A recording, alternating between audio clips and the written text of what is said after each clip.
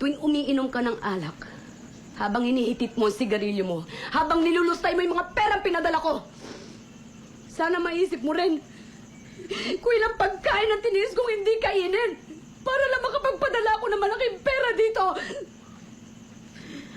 Sana, habang nakahiga ka dyan sa kutsyon mo, natutulog, maisip mo rin kung ilang taong kong tiniis ang matulog mag-isa habang nangungulila ako sa yakap ng mga mahal ko.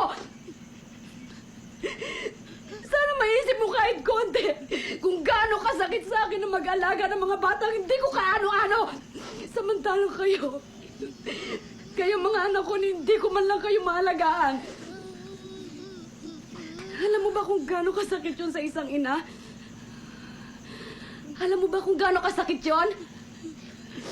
Kung hindi mo ko kayang ituring bilang isang ina, respetuhin mo na lang ako bilang isang tao.